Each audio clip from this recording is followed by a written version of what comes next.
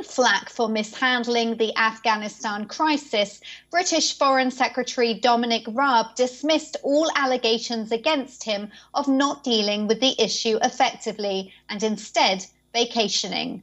Raab also described claims that he was lying on the beach all day during the start of the chaos in Kabul as nonsense. The Foreign Minister has been facing calls to step down from the opposition. He has been heavily criticised for not returning immediately from his holiday as events began to unfold in Kabul. Well, all of those claims and suggestions are Which not was true. it then? Well, we discussed the matter. I agreed to come back on Sunday. I'm not going to add further to the speculation around that. But the idea, some of the reporting, some of the assertions you put to me, just not true. But we were focused overwhelmingly on securing the airport, making sure, and I was engaged in meetings, the stuff about me being lounging around on the beach all day, just nonsense. The stuff about me paddleboarding, nonsense. The sea was actually closed. It was a red notice. I was focused on the COBRA meetings, the Foreign Office team, the Director and the Director General, and the international engagement. And as a result of the actions of the government, 9,000 people, British nationals, Afghan workers, were secured back to the UK.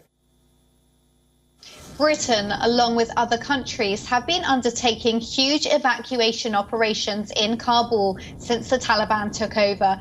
British Foreign Secretary Dominic Raab said that almost all British nationals that wanted to leave Afghanistan had returned to the United Kingdom. Raab said that over 2,000 British nationals have been evacuated in the last 24 hours, and that the troops were now working more complex cases.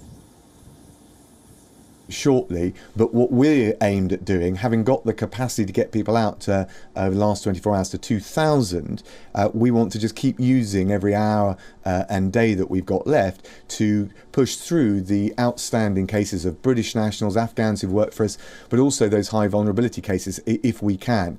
We've seen achieving scholars back on those flights. We want to get journalists back on those flights, women's rights defenders. So we'll keep doing everything we can in whatever that remaining window is that we've got left.